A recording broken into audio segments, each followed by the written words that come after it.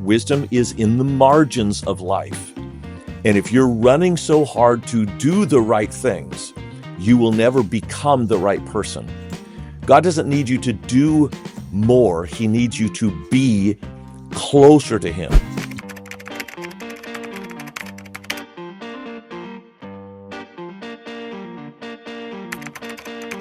Hey, everybody. Thank you so much for being a part of this. Thank you and welcome back to Pastor to Pastor with Dave Stone. I am your host, Dave Stone. If you don't already subscribe to Pastor to Pastor, wherever you listen to podcasts, I'd invite you to do that. We'd love to have you on our team and as a part of our family.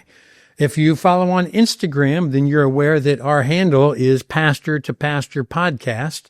And on YouTube, you can go to the Focused Pastor channel, and you can stay up to date with all of our past episodes and get information about future ones. And if this conversation blesses you, which I promise you it will, please share it with others, another pastor, another ministry leader, a core volunteer in the church who you think will benefit from it. And you've probably heard by now, we do have a voicemail. If you like to talk rather than write, then just go to pastortopastorwithdavestone.com. That's a mouthful, right? Click on the send a voicemail tab on the far right-hand side of the screen, and you can tell us suggested topics, maybe suggestions of guests that we should have, leave us a question on there, whatever it is that you might want to say to us. We can't wait to hear it.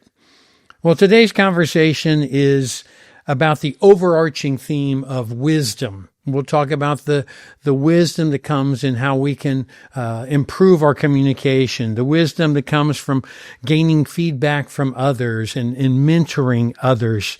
And we're going to find that ministry constantly puts us into situations where there isn't a clear playbook and you're making decisions that affect people's faith. And that's why we have to remember what James talks about. And that is that God gives us wisdom. If we ask Him, He's willing to do it and He'll give it to us generously. And I don't know about you, but I need generous portions of wisdom day in and day out. And our guest today has a lot of wisdom. He is brilliant.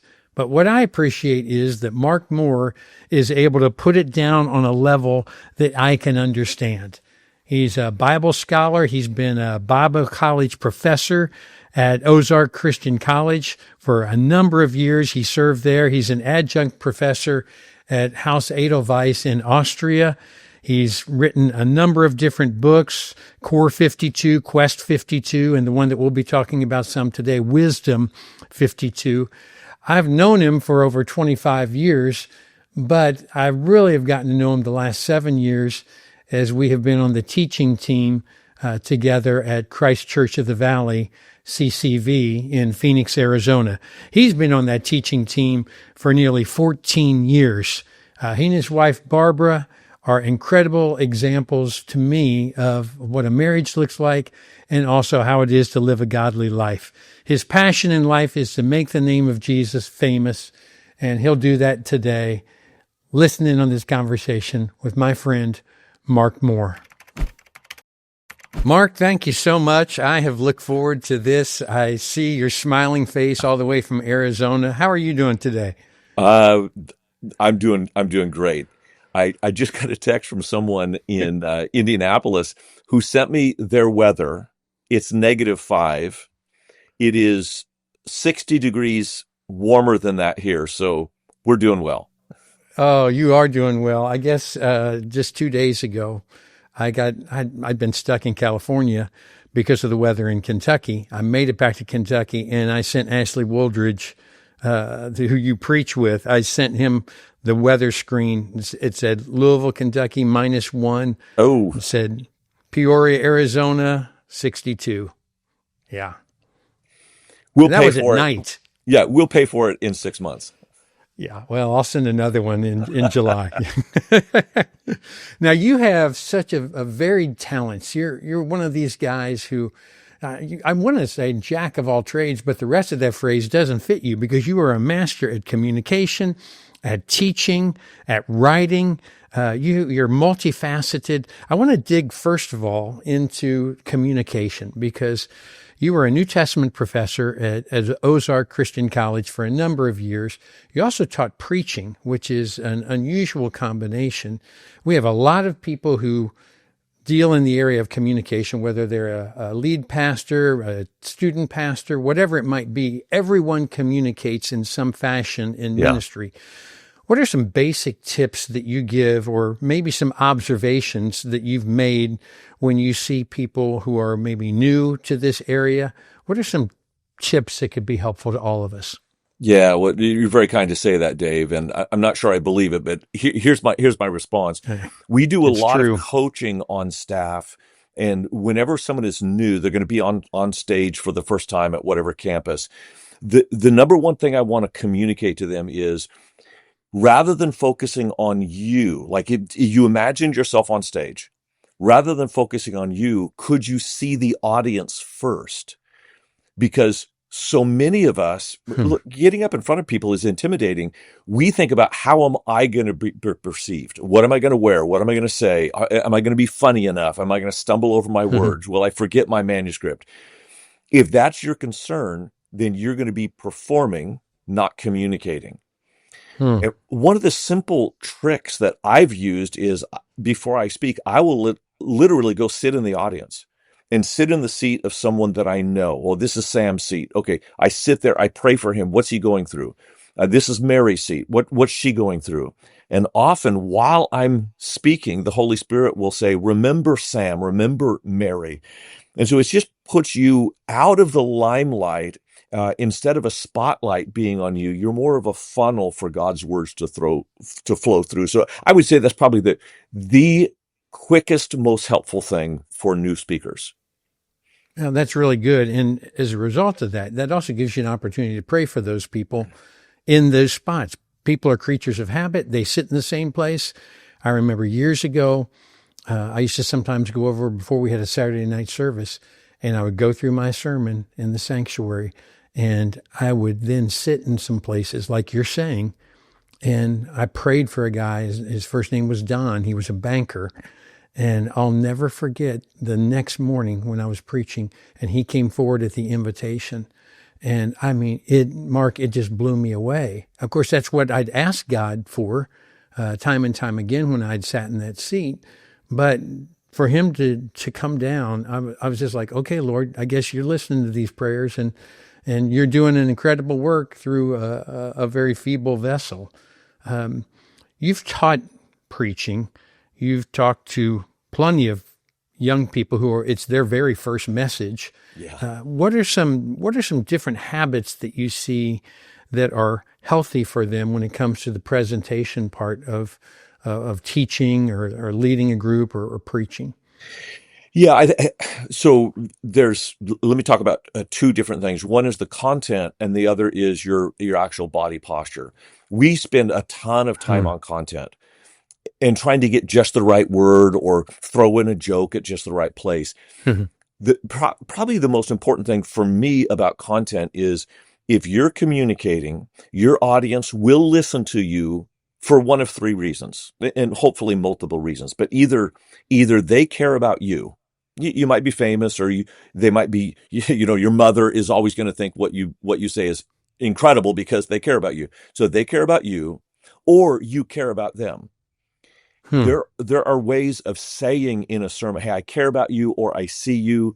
If you're preaching in a smaller context, say a church of 100 to 200, you could talk to a single individual, like call them out by name. "Hey, Mike, you and I talked about this week. You want to be cautious and get permission, obviously, but to mention people's name, or to look in someone's eye, or to say, 'I know what you're going through,' that will make you a way Hmm. better preacher, regardless of what you say." So they care about you. You're famous, at whatever level. You care about them. You're compassionate. And this is what everybody can do. You care about what they care about. This last weekend, I preached about Abraham and the call of Abraham. So here's where I went with it to illustrate this point. I, I sat in my office. I thought, when people come and hear about Abraham, what are they concerned about? Okay, God called Abraham to leave his family and his country. That's his comfort. Most of us, the biggest barrier between where we are and where we want to be is not some big bad wolf outside. It's our comfort that is pulling us to stay where we are. So that was kind of, I focused the message on caring about what other people cared about. Anybody can do that, no matter how young or old experience you are. Not everyone, not everyone is at a place where people care about their opinion or their words. And you may not, if you're at a larger church especially, you may not be able to show that you care about individual needs because Hmm. you don't know them well. But everybody can care about what people care about.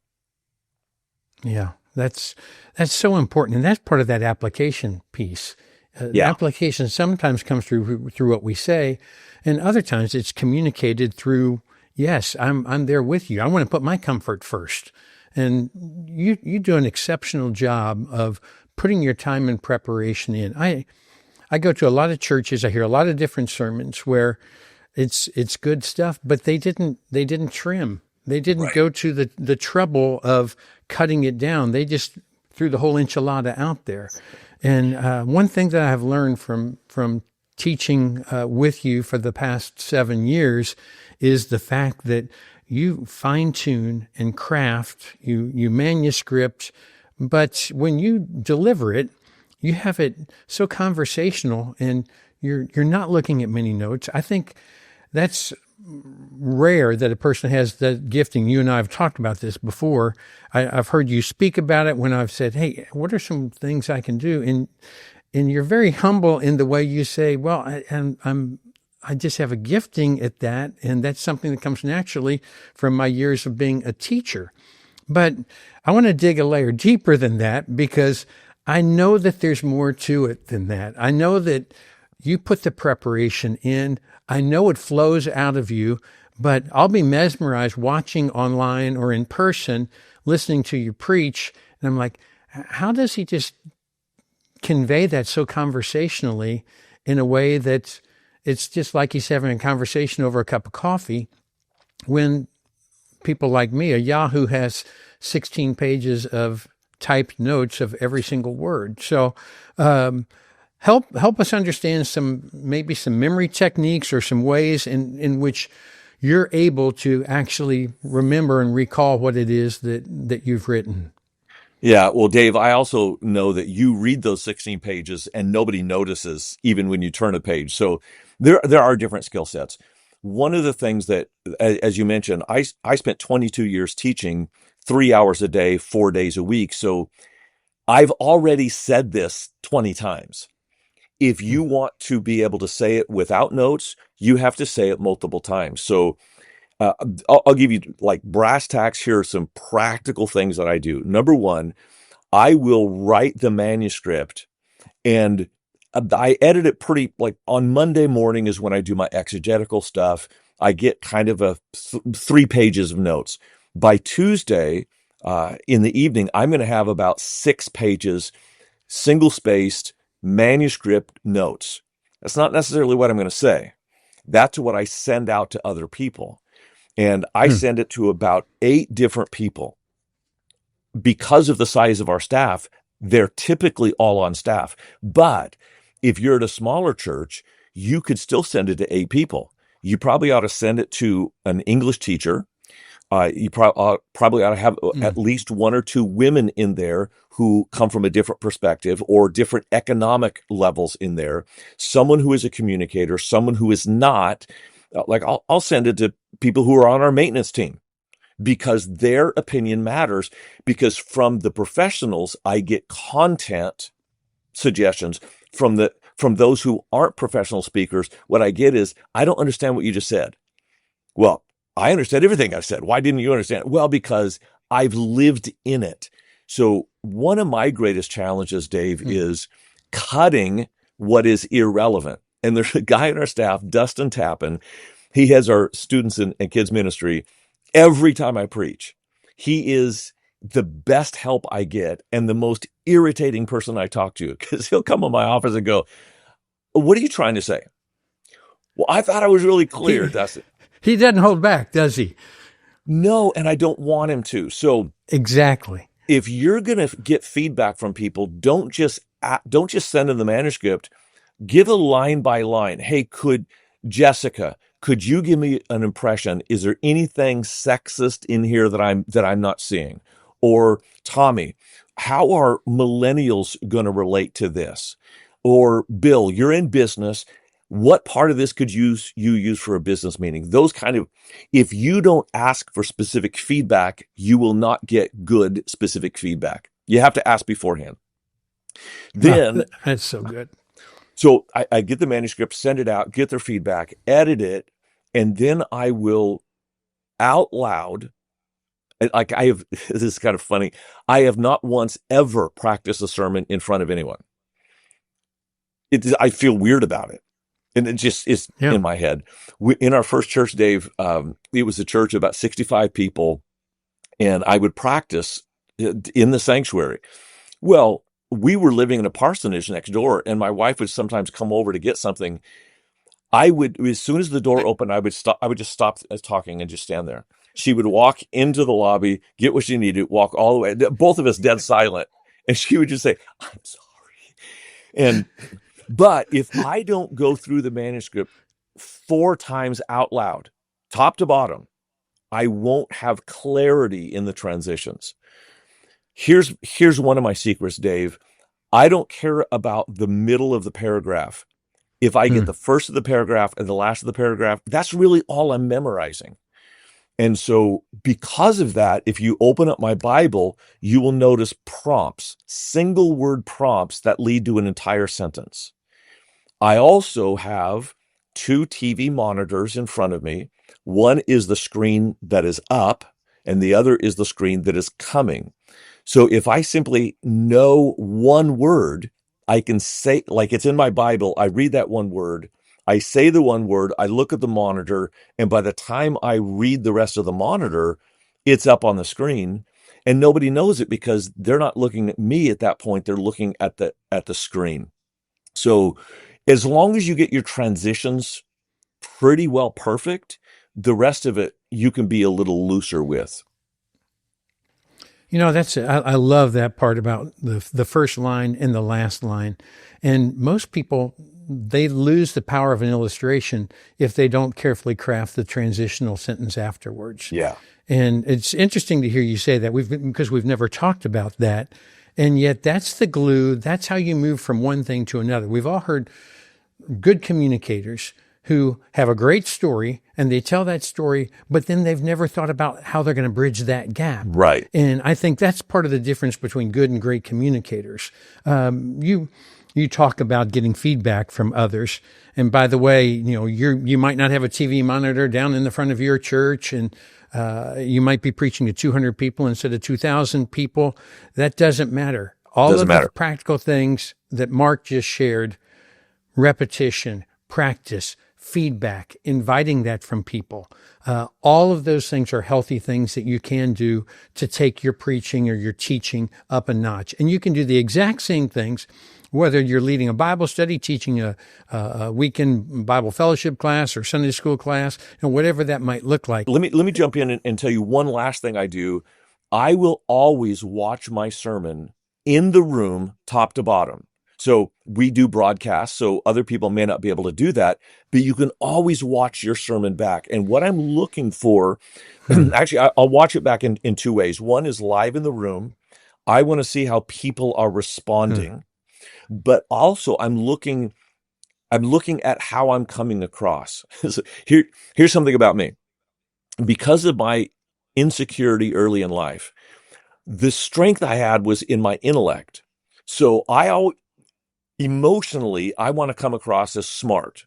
It's a Achilles heel, I know.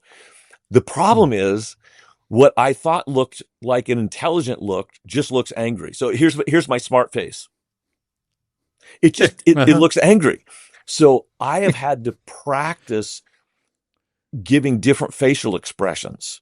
There was one I noticed, like it was like 3 years ago. I noticed I kept doing this. I'm looking up and to the left. Looking upward.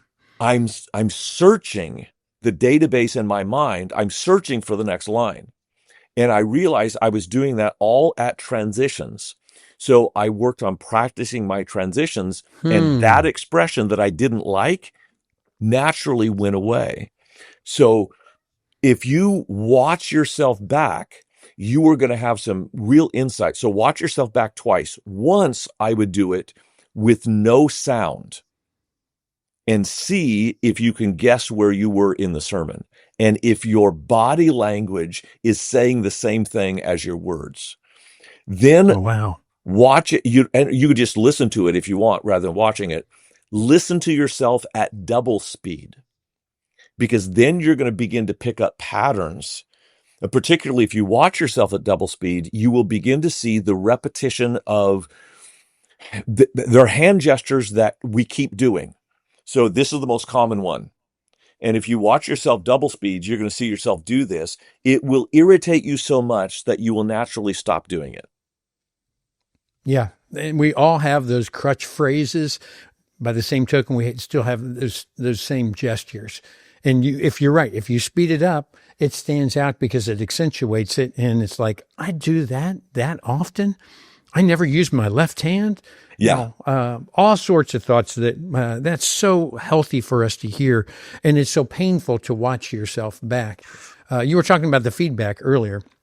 You'll appreciate this. Bob Russell and I, when we started doing feedback together 34 years ago, we would hear each other preach on the first message, and then we would go back in a room and we would critique each other. Well, he was my hero, my mentor. So Yeah. we'd go back in the room, and the very first times that we did it, he'd say, okay, so what do I need to change? What's your suggestions? Should I cut? I'd look at him and say, don't change anything. Awesome job. You the man. Don't change anything. And after 2 weeks of me doing that, Mark, he finally said to me, hey, he said, I appreciate your encouragement, but this really isn't helping me at all. So the next week I came in and he said, what do you think? What do I need to change? And I looked at him. I just shook my head. I said, what are you doing in the ministry? And eventually we did strike a happy medium. And I saw my goal is helping him from batting 320 to jumping up to 333. Right. And I think his goal was to help me to go from 260 to batting 274, And it was just, how can we make this just a little bit better? And there are things that other people see, other people hear, and talk a little bit about the feedback afterwards, because I'm on the teaching team with you at CCV, and I love it when you have looked at my message beforehand, you have given me feedback on it, and now you have heard it live, and now I'm hearing what you're saying after you've heard it. Yeah. And, little things that you see. Talk a little bit about the feedback of 3 or 4 people talking to you for those who have multiple services after that first one. Yeah, that is so good. And again, when I came onto the team, that was a whole new experience for me. I dreaded it for about the first month. And then I so value it. So even if you don't do multiple services, please, please, please get a group of people around you that can speak into you after every service. And what Dave said is super important. You're not trying to go from 200 to 300. You're trying to go from 265 to 270. It's minor changes over a long time that make the bigger difference. So who are those people? Yes. I would caution everyone who's a new speaker to listen to almost no one. You predetermine who will get to give you feedback. Your wife, or should be one of them. A pastor that is over you, like your boss, should be one of them. But if you listen to everyone, I'll tell you what happens is you will start listening to people whose feedback is the longest and the sweetest, not the shortest and the most insightful. And often it's people who are more emotional and emotive that will give you these glowing reports. And if that's what you listen to, you won't get better. You need to pre-select people. I would probably have someone on the worship team, probably someone who is a leader, whether it's in business or ministry. I would probably have someone who is experienced communicator, could be an educator or an English teacher, to help you get a variety of voices. The last thing I'll say, Dave, is When you and I get feedback, sometimes it's 2 or 3 points. That's all, 2 or 3. Usually Hmm. it's 5 or 6. I cannot improve 5 or 6 points. So I will choose 2 things that I'm going to change in the very next Yes. hour. Because if I try to change 3, I can change up to 4, but I will make 3 or 4 new mistakes if I'm try if it you only have so much mental capacity. Yeah, that's exactly right. And that's when it becomes your choice of, okay, I've gotten this different feedback. I heard 5 or 6 different things. Here's the 2 to me that are the most important. I love your list that you gave, English teacher, some of those different ones. I also would add someone who does sales presentations Ooh, that's because good. they're used to being upfront and in a secular setting, and they're communicating to non-believers all the time. So what are some things that maybe they notice? Another one is a retired pastor. It Mm, has two benefits. One, it makes that person know that, hey, you still are making a contribution to the kingdom, but right. they also understand ministry. Now, I make certain that you pick people. This is not an ongoing, you're going to be on forever and ever, but you're looking for their feedback as long as it's constructive and as long as it's beneficial. If it is a sourpuss and they're negative on everything, or if they're Sally Smiles who nothing but cake and ice cream and everything's great, your message was great, that's not going to help you. But you look for that because this is your baby, and you have given birth to it after a week long pregnancy, and you're going to wake up on Monday and find out you're pregnant again, right? Yeah. So you want people who, yes, I trust you with this baby, and then they share those thoughts with you, and that's when you lean in, and that's when you listen, and good things happen. Yeah, Dave, I would also say that whoever's in the room, this shouldn't be an unspoken rule. This should be a spoken rule. What you say in this room does not leave this room. Good, And it's not good, for the sake of the preacher. It's for the sake of the critiquer, because that is a very yeah, heady experience. Like, I changed the sermon. If yeah. they're doing it to get recognized outside the room, that will endanger what they can offer you Hmm. inside the room. Yeah. And they can give this feedback by reading your manuscript ahead of time and Yep. texting you thoughts, or by listening if they're in the first service and texting you their thoughts. And good things will come from that. I've also found that you put this little team or committee together.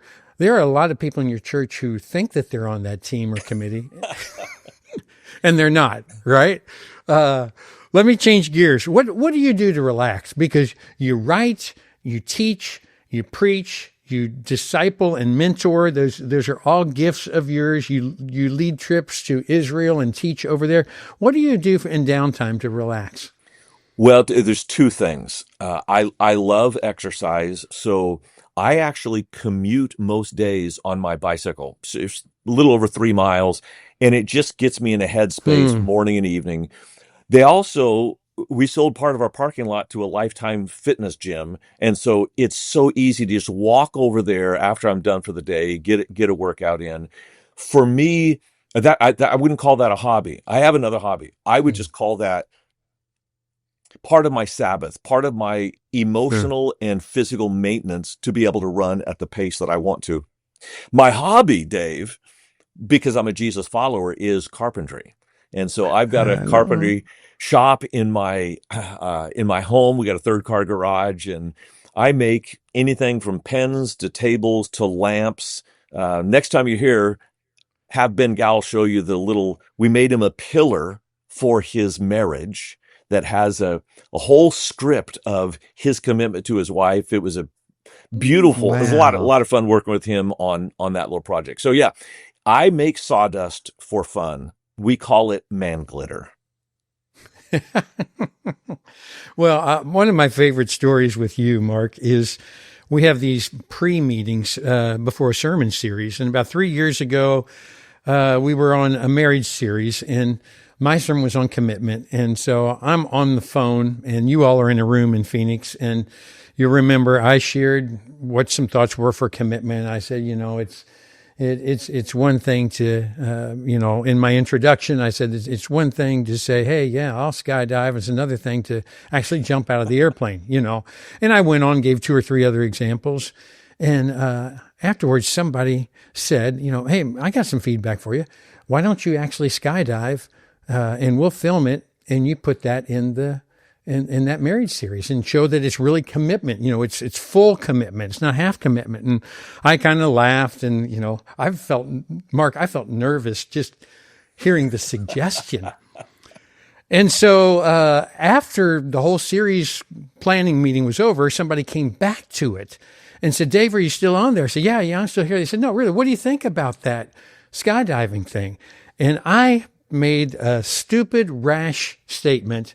And I said, well, if Ashley Woldridge and Mark Moore say yes, then I'll do it with them. And I said it not thinking that Ashley or you would say yes. And you didn't hesitate. And you said, I'm in. And then Ashley said, I'm in. And now all of a sudden it came back to me. And I, like Barney Fife said, oh yeah, I'll do it too. And I thought you all would forget. I thought you would forget, but you didn't forget. And they called me, the video team called me a week before and said, so we're doing this. We've got this all set up. And we went out there and what's your favorite memory of that? I mean, it blew me away. I was scared to death. Well, my favorite memory of that day was actually on the drive down when I was in the back seat with you. Ashley was in the front. I forget who was driving. And I just start like, it was cruel. What I did was cruel. You know how many people actually die in skydiving? It's not very many, but it could be today and all this stuff. It was a fun day, and kudos on you for overcoming. No, we'll put in the show notes. We'll put in the show notes the video yeah. of what we showed then that weekend. But my favorite part was when we walked in and the lady said, now we've got you jumping from 10,000 feet. But she said, for an extra fee, we can go to 14,000 feet. She hadn't even finished the sentence, brother. And you jumped in and said, we won 14. I'm like, you gotta be kidding me. Oh, it's a much longer rush. I mean, you'll fall for an extra 11 seconds or 15 seconds. Oh, it's incredible. How many times have you jumped? That was my third jump. Oh, well, with that, I'm going to talk about I'm going to segue from foolishness and what seems like crazy to wisdom, because that's your latest book. You've written numerous books. You're a best-selling author, but the newest one, Wisdom 52. This is my copy. You'll see notes in here, and I would love to say that they're my notes, but I haven't been able to commandeer the book away from Beth, my wife, long enough. I'm sure Barbara reads this religiously like the Bible, but my wife is in the thick of it right now. Wisdom 52. Tell me what prompted you to write it. I'll tell you the things that she loves and what I love about it as well. But what was the journey behind it, and why was wisdom the theme that you picked? Yeah, I'm really glad you asked that, because it actually began 30 years ago when a friend of mine said, Mark, you have a problem with gossip. And I couldn't deny it. It was my insecurity, again, trying to use my intellect to put other people down to raise myself up. And it was a look I couldn't deny, and I didn't want to mark me for life. So I went to the Proverbs and I looked up every proverb on the tongue. And I came up with a cheat sheet. It was one page. It had 6 or 7 of the major statements about Proverbs on the tongue. And then on the other column was just all the other verses that I could reference. That is now in the appendix of the book. It healed me, Dave. I'm not perfect, but it healed me from being a gossip. And I thought, I need to do that with the rest of the book of Proverbs. So as far as I know, this is the first time anyone has actually categorized every single proverb into each of these categories. And I was talking to my literary agent, and he goes, well, how many categories are there? I said, well, 54. I hadn't counted, but 54. And he goes, oh, we have Core 52 and Quest 52. How about how about wisdom 52? And I'm embarrassed to say this, I was halfway through the book before I realized core 52 is the word of God, the 52 Hmm. most powerful passages in the Bible. Quest 52 is the life of Jesus. Wisdom is the guidance of the Holy Spirit through the book of Proverbs. So that's kind of the journey of it. And honestly, the the appendix is probably the best part of the book. We do have 52 categories, and I knew I was on the right track when I was working on kind of the whole layout years ago. And I walked out, and one of the assistants, I told her, I said, "This is what I'm working on." And she goes, "Oh, do you have a chapter on lying? Because I've got an 8-year-old that needs that." And indeed, there is a chapter on lying. So if you're discipling young adults or raising kids or trying to develop discipline in your own life for character development, I think it's going to be a helpful resource. Yeah, it is a helpful resource, and I love the groupings, the way you've divided them down in categories: words, relationships, discernment, behavior. You go through all these different categories that people can land on, and you give verses for them to memorize. You give reading, and I think it's helpful for people like me. I love it when you say, "Okay, read this passage today." Yeah. Here's discussion questions if you're doing this as a group, because we've got people in our Bible study group that are doing Wisdom 52. Oh, that's There, cool. there, there are people who they like to have something that is set in front of them, saying, "Okay, this is what I'm supposed to read," and it's not overkill. It's not difficult to do. Some Bible studies and programs that I've seen are so overwhelming that you give up after 3 or 4 days because it's like I can't keep up with that. Yeah. But this is a healthy dose, and I think you say 10 or 15 minute 15 minutes a day. is yeah, I, is I what the also, commitment is. I recognize that when people get in groups to do a study like this, if people don't read, particularly men, and men don't Hmm. usually read a lot, if a man doesn't read the chapter, he'll skip the group. So I've given a cheat Uh, for this.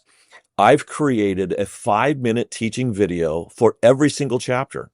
And it's free. You just go to wisdom52.org, wisdom52.org, and click on the link that says the videos. Give us your email, and we're going to give you all the access to all the videos, so you can show those in a group, and then everybody, whether they've read or not, can join in the discussion. So I hope that is going to take away one of the barriers for people getting wisdom. what do you say to pastors who feel overwhelmed in their ministry and they want wisdom? You know, James talks about that, how it is that if we ask of God, he gives it generously. And that's a constant prayer that I have, that my wife have, that we have as a couple. Okay, Lord, please give us your wisdom. Please give us your wisdom. I had a gal from Switzerland that we met a couple years ago who texted me and said, "I'm trying to make wiser decisions." Uh, And Beth and I wrote her back and said, here's the great thing. She's not a believer. She said, God offers and promises that he will give you wisdom if you ask him for it. And she's on this journey, and it's really cool to see. She's just a waitress and a server over there who now is journeying toward Jesus. And she's told us, "I'm very new in this, but I'm wanting to make right decisions because I haven't made right decisions." wow. Well, I think she's indicative of how we are as pastors. And that is, okay, I want to grow in wisdom. I want to make wise decisions. I want to lead this staff well. I want to lead the volunteers that God has placed in my ministry before me. What are some things that you would encourage Mm. Christian leaders with when it comes to that area of wisdom? Wow, that is such an insightful question, Dave. Hmm. So I'm going to give you my biggest aha in writing this book. The book of Great. Proverbs was written to my son, Solomon's son. Hmm. 3 times he says my sons, plural, but over 20 times he says my son. Well, that son was Rehoboam. And Rehoboam was a fool. He destroyed the nation. How can you Yeah. have the wisest father in human history and be one of the greatest fools of human history? Because we don't get wisdom by listening to our mentors. We get wisdom by living what they lived. And Solomon, though he was wise, lived like a fool, particularly in his older age. So what I would say in answer to this Wow. question. Wisdom is not in a book. It's not even in the book of Proverbs. Hmm. Wisdom is in two places. And if you don't chase it there, you will not get it. Wisdom is in the margins of life. And if you're running so hard to do the right things, you will never become the right person. God doesn't need you to do more. He needs you to be closer to him. And the second place where you're going to find wisdom is, I want God to give me wisdom. He has. They're called parents, coaches, mentors, and pastors. And the pastors who lack wisdom are those who are in isolation from other pastors. And Dave, I know that you have this cohort that you lead. Man, those guys are fortunate, not just to have you, but to have each other. The more we have each other, Hmm. the more you're going to hear the wisdom of God through the voice of a mentor above you and a colleague around you, even children below you. But if you don't have people, Hmm. the right people around you, you're never going to have wisdom. You know, you're so natural at in your preaching. When it bubbles up of driving home what you just said when it comes to the value of community.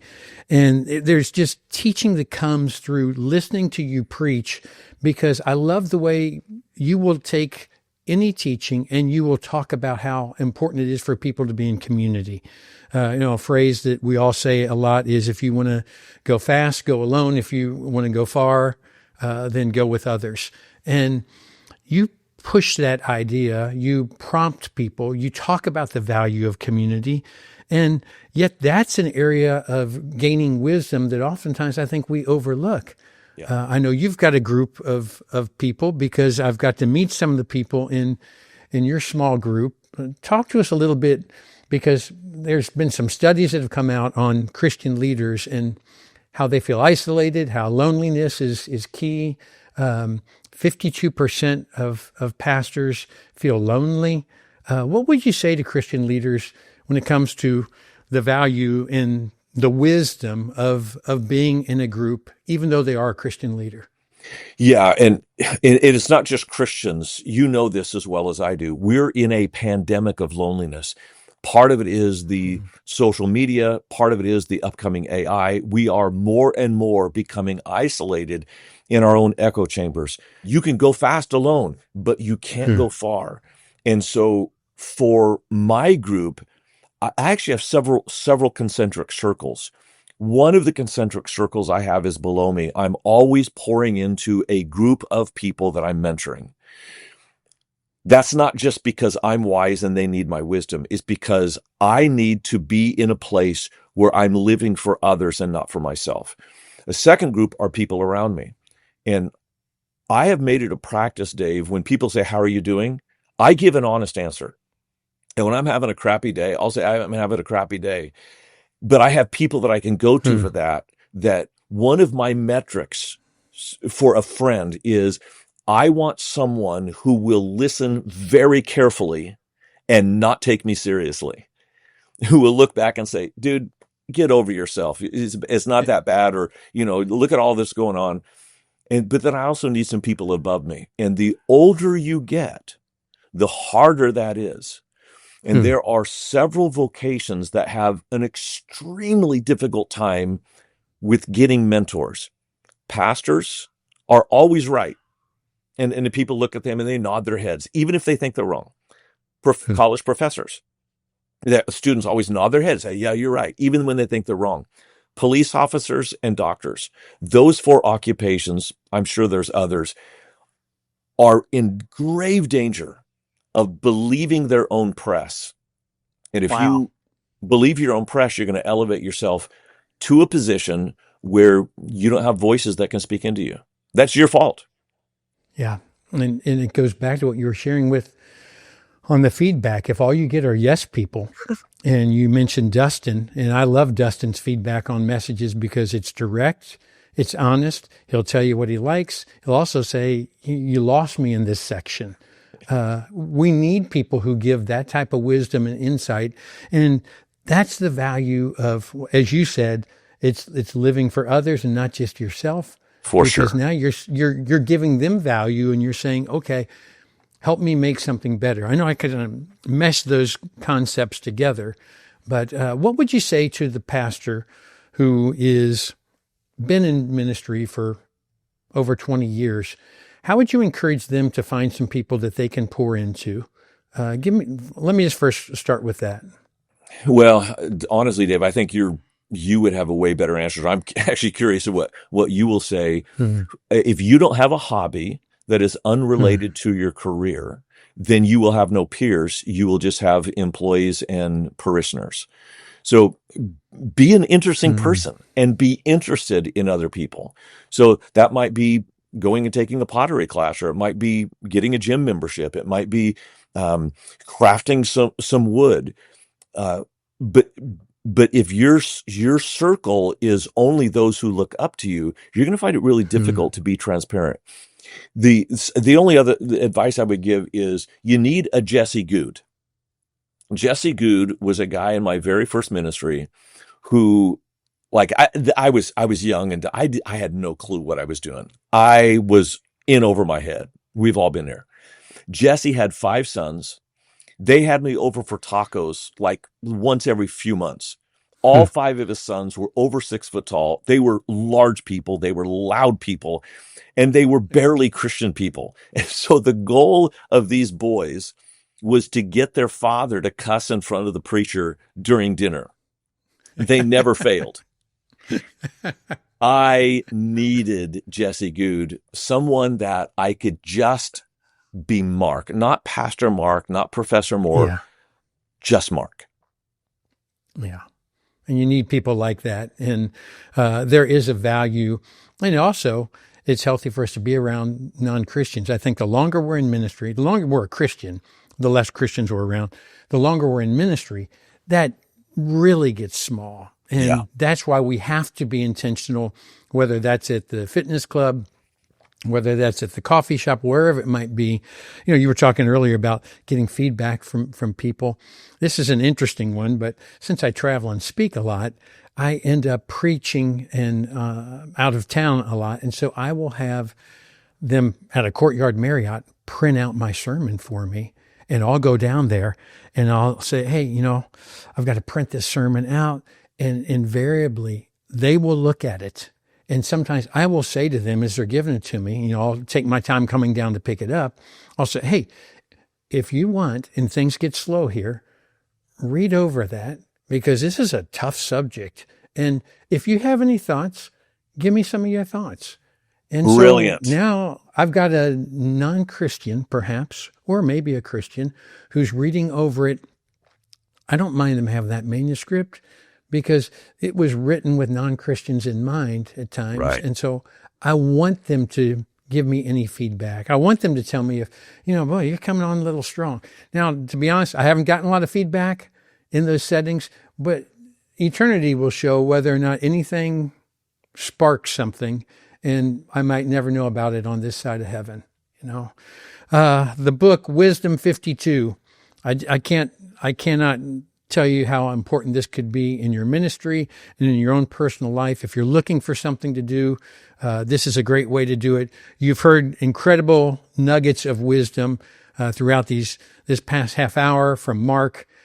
You can put it in practice by getting into God's Word and getting into this book. Make certain that you check it out. Mark, I love you. I appreciate you. You make me a better preacher. And I thank you for everything that you're doing for the kingdom. Thank you, brother. Right back at you. Wow.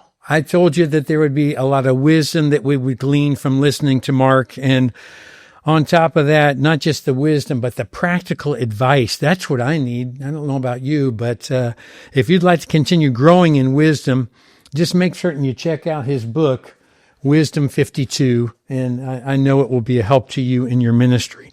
I got so many good things from this conversation. How about when he said, if you're thinking about yourself, you're going to perform. If you're thinking about people, then you're going to communicate.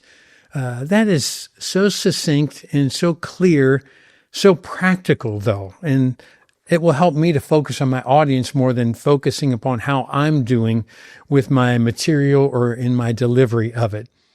I love when you talked about clarity in your transitions. Very few people are wise enough to talk about transitions. We worry about our content. We worry about our presentation and delivery. But Mark challenged us to go a layer deeper, and that is to put that thought into tying thoughts together and stories together and just having that clarity in our transitions. How about that feedback that he gave us to watch back your lessons or your sermons by video without the sound on? I haven't done that in a long, long time. And then never heard anybody say watch in double speed so you can see the annoying habits that you're doing over and over again. And my favorite line that he said was, I try to concentrate on the first line of a paragraph and the last line of the paragraph. You know, you can throw in what goes in the middle, but to pay attention to those. He had some lines just about wisdom. Wisdom is the guidance of the Holy Spirit through the book of Proverbs. I hadn't thought of it like that. Wisdom is in the margins of life. God doesn't need you to do more. He wants us to draw closer to Him. And I don't know if anybody else needs to hear that out there, like I needed to hear that today. So a lot of good wisdom that he shared with us. You can see some of those video clips and video teaching at wisdom52.org. And I know that the book will help you just as this podcast has helped you. Pass it on to others, and I know that others can benefit from Mark's wisdom as well. The story I want to wrap up with is really something that happened to me that Mark alluded to when he talked about fine-tuning and sharpening and shortening our messages. Years ago when I first started teaching at Southeast Christian, my first week there, the senior pastor, Bob Russell, took me out to lunch with a group of staff. And he said, we're going to take Dave to Jenny's today. And Jenny's is a hamburger place. And when I got there, he was looking at the menu. We were all looking at the menu. He said, Dave, if you eat a Jenny burger, he said, I will buy your meal today. Well, I looked. A Jenny burger was 22 and a half ounces of ground beef. Hey, I was lean and mean, but I always had a big appetite. I said, you're on. So the bet was set. All I had to do was eat a Jenny burger, 22 and a half ounces of ground beef, and he would buy my lunch. Well, I started out like a madman. I mean, I had half of that down in about 7 or 8 minutes, but I started slowing down. And then he said to me, hey, you got to eat those French fries too for it to count. Typical senior pastor, changing the rules midstream. I said, okay, all right. You know, it's my first week. What am I going to say? Am I going to argue with the lead pastor in my first week of working there? So I started slowing down. I'm eating fries. I'm eating hamburgers. Finally, after 45 minutes, I get down. I have 2 bites left. I've eaten 22 ounces. I have half an ounce left. He looks at me and says, I can't believe you did it. Eat the final 2 bites and you got it. I said, I can't eat the final 2 bites. He said, come on, you've got it, man. Everybody's egging me on. Come on, it's just 2 little bites. It's half an ounce. Just eat it. I said, you guys don't understand. I said, if I eat those final 2 bites, you will have 22 and a half ounces right back at you. And I couldn't do it. And I lost the bet. Here's my point.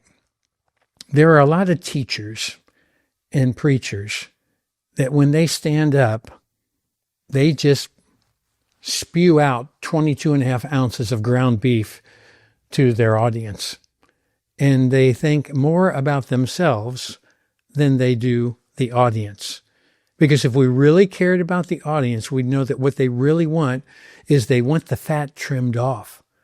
They would much rather have a quality 6-ounce tiny steak that is lean and is filled with protein than 22 and a half ounces of ground beef. And yet, it's easier just to lay out 22 and a half ounces of ground beef, 45, 50 minutes of material, and never trim the fat off, when really what that person would much rather have is a 6-ounce filet. It just means it's going to take more time. It might cost you a little bit more in preparation, but it will be well worth it. Hopefully you'll think about that the next time that you prepare a lesson or a sermon, and you'll fine tune it, and you'll go to the extra effort of inviting critique and getting feedback from people so that you think of the audience more than you do just yourself. I'll tell you what, I hope you've benefited from what Mark had to say today. I know that I did. It was good for me. And we have a lot of different resources to you, not just what we talked about of wisdom52.org, but if you go over to thefocusedpastor.org, you can create a free account and you can have access to a free library of a myriad of pastoral resources that we have there just for you. And as I mentioned, go and check out our show notes because you can watch the video that we referred to. It's a lot of fun, the video of the skydiving, and I promise you it will give you some idea. We like to give you resources, and you can use that script and do the exact same thing for the next time that you preach on commitment. It just will involve your getting in an airplane and jumping out of it. All right? Well, as always, thanks for listening to Pastor. We release a brand new episode every Tuesday, and it's designed to encourage, to inspire, and to challenge you. Because we know leadership can be lonely. And that's why we call this Pastor to Pastor. It's to remind you, you're not alone. So until next time, I'm Dave Stone saying, God bless.